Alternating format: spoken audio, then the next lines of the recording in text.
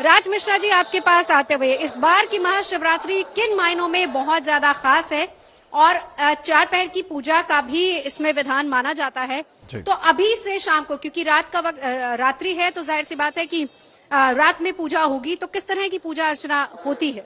देखिए, सबसे पहले तो नवजोत जी मैं धन्यवाद करूंगा जीएनटी को, और आपका बहुत धन्यवाद कि आज हमें आप शिव जी के साथ साथ प्रयाग का भी सुंदर दर्शन करा रही हैं। और मैं उम्मीद करता हूं हम सभी की तरफ से, भक्तों की तरफ से भी, श्रद्धा से जीएनटी के जो दर्शक हैं उनकी तरफ से भी एक बार भगवान से जरूर प्रार्थना करेंगे कि प्रयाग, जो तीर्थराज प्रयाग है, उनका आशीर्वाद सबको प्राप्त हो। अब दूसरी चीज, आज की शिवरात्रि क्यों खास है, मैं एक शब्द नवजोत जी बड़ा स्पष्ट कहना चाहूंगा।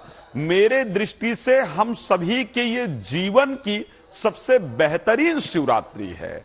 इस प्रकार की शिवरात्रि हम सभी के जीवन में कभी नहीं आई थी। उसका कारण कि एक तो महासंयोग जिसकी हम बात करें, आज हम जो हमारा कुंभ का जो पर्व है, जो महाकुंभ है, उस महाकुंभ के पर्व का आज समापन है। और वास्तविकता में एक बात सोचिएगा, समापन को अगर कोई बेहतर बना सकता है तो वो शिव ही बना सकते हैं।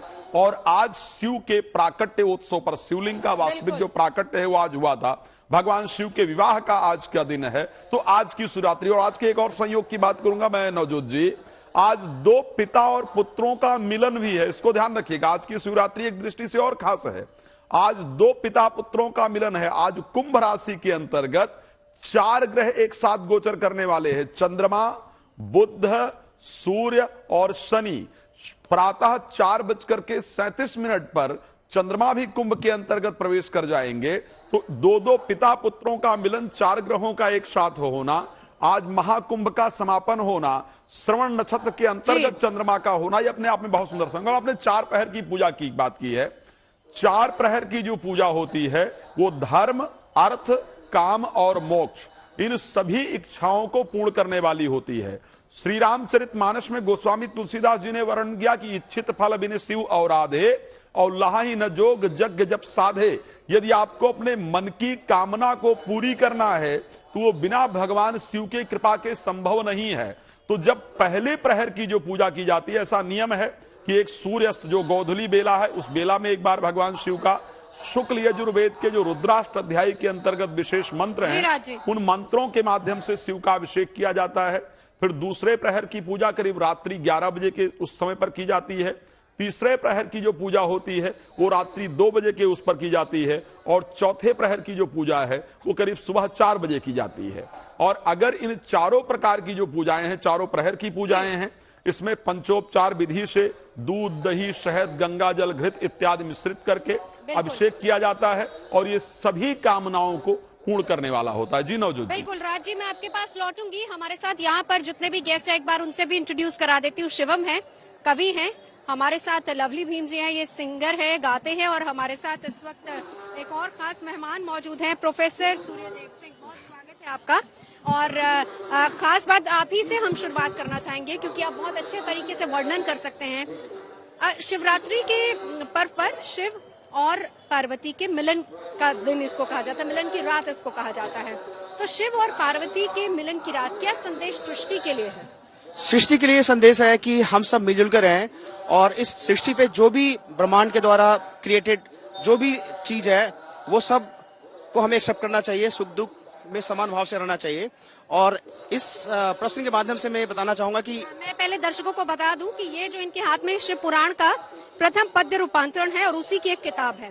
तो इसी के हिसाब से हमें बताइए क्या संदेश उसमें छिपा हुआ है सृष्टि के लिए।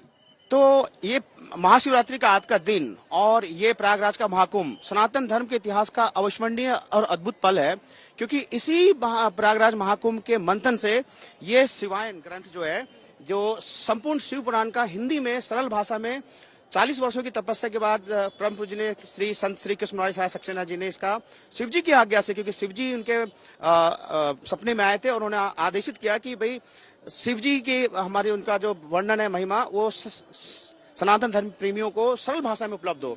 तो सिद्ध दोहे चौपाई छोटे के माध्यम से 11 खंडों में ये ग्रंथ है, जिसकी क्या संदेश है आज के दिन? इस देखिए, आज के दिन तो ये संदेश है, जैसे शिव जी अपने विवाह को चले थे तो उनके बारात में विष्णु जी भी थे और उनके साथ अन्य गण भी थे, जो कि किसी का धड़ था तो किसी का सर नहीं, सर था तो धड़ नहीं। इसी प्रकार आपके भी जीवन में, हमारे भी जीवन में हर तरह के लोग आते हैं, तो उनसे डरना नहीं है, उनसे भयभीत नहीं होना है, सबको समभाव से लेके चलना है। और एक्सेप्टेंस और सब लोग एक बराबर हैं, वो संदेश। जी, क्योंकि आप किसी को एक्सेप्ट नहीं करती है ना, तो आपको भी पीड़ा होती है। और मैं तो कहता हूं कि हर एक व्यक्ति के जीवन में जो कठिनाइयां होती हैं, विलन बहुत इंपॉर्टेंट है। विलन कई बार व्यक्ति भी हो सकता है, परिस्थिति भी हो सकती है। तो शिव जी के जीवन में भी आदिदेव महादेव हैं, भूत भगवान भगवान है, उनके भी जीवन में कठिनाइयां आई है। जब सती नहीं रही, सती ने अपना देह त्याग कर दिया, तो हम सब मानव को भी उनके जीवन से सीखना चाहिए। जिस तरह से रामचरितमानस जन जन में लोकप्रिय हुआ, क्योंकि गायन शैली में था, ये भी अद्भुत ग्रंथ है, सिद्ध दोहे चौपाई छोटे से रचित है। इसी को हम थोड़ा सा 2 लाइनें सुन भी लेते हैं लवली जी से, कुछ सुनाएंगे आप? हेलो मैम, आपके चैनल के माध्यम से जितने भी लोग मुझे देख रहे हैं उनको महाशिवरात्रि की ढेर सारी शुभकामनाएं, और आप सभी को लवली भीम सिंह का सादर प्रणाम संगम नगरी से। 2 लाइनें सुना दी। और मैं जो है क्या कहते हैं, इसी शिवायन का परम पूजनीय संत श्री कृष्ण मुरारी सहाय सक्सेना विरचित महाराज जी द्वारा रचित श्री शिवायन शिव पुराण का हिंदी में जिन्होंने रूपांतरण किया है, पद रूपांतरण किया है, उसी का जो है 2 लाइन सुनाना चाहूंगा अपनी 2 आवाज में। जय जयकारा चहु दिसी, भय ध्वनि अपरंपार, पुष्पन वर्षा करत हैं सबही मंडप मझार। दुल्हन दुल्हा डोले, महलन गई संभार, कुल की रीतें करी सब सादर भली प्रकार।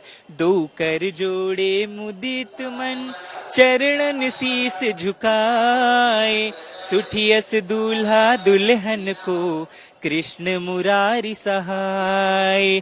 सुठियस दूल्हा दुल्हन को कृष्ण मुरारी सहाय। बात है। और हमारे साथ शिवम भी हैं।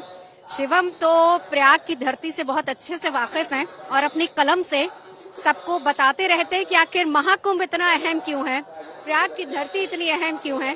तो आज समापन है, क्या 2 लाइनें सुनाएंगे कविता की? पहले तो ये है कि हमारे लिए महाशिवरात्रि और ये जो महाकुंभ है, प्रयाग वासियों के लिए एक अलग तरह का अनुभव है। पहली बार इतना बड़ा अनुभव है। तो मैंने कभी पंक्तियां लिखी थी कि क्या है ये पूरा भारतवर्ष और प्रयाग की धरती, कि ये राजा राम की धरती, ये कृष्णा का बसेरा है, ये शिव जी की जटा गंगा, ये दुनिया का सवेरा है। ये शिव जी की जटा गंगा, ये दुनिया का सवेरा है। ये काशी है, अयोध्या है, ये मक्का है, मदीना है, ये मेरी माँ का आंचल है, ये भारत देश मेरा है। और माँ गंगा के इस तट पर बैठे हैं, शिव जी की जटा से माँ गंगा निकली हैं। तो मैं कुछ पंक्तियां उनके लिए कहना चाहता हूँ। यहाँ जितने लोग करोड़ों करोड़ लोग आए, वो किस आस से आए हैं? आगे जितनी सांस बची है माँ गंगा, आगे जितनी सांस बची है माँ गंगा, एक तेरी ही आस बची है माँ गंगा। सारी दुनिया ने हमको ठुकराया है, बस तुझसे ही आस बची है माँ गंगा। और एक पंक्ति है जो मैं अक्सर सुनाता रहता हूँ, क्यों लोग प्रयाग आते हैं। 4 पंक्तियां सुना रहा हूँ कि मिट्टी के कण कण चंदन बन जाते हैं, कल्पवास करने जब मानुष आते हैं। और ये भीड़ क्या बता रही है कि गंगा मैया के चरणों में पड़े हुए 1 माह तक पुण्य प्रताप कमाते हैं। तो धन्य है प्रयाग के लोग और ये श्रद्धालु, और धन्य है प्रयाग की धरती। बिल्कुल, लगातार तस्वीरें हम आपको यहाँ से दिखा ही रहे। मेरे तमाम सहयोगी हमारे साथ लगातार बने हुए हैं।